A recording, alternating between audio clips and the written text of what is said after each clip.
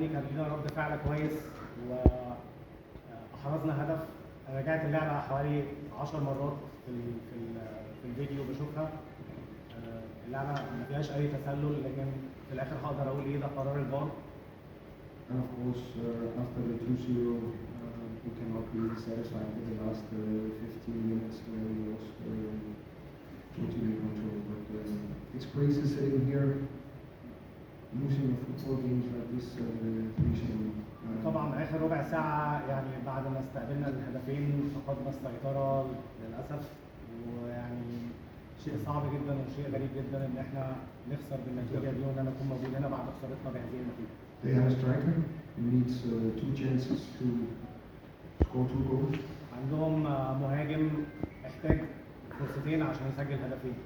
And again, our problem is creating chances but not scoring goals. وتاني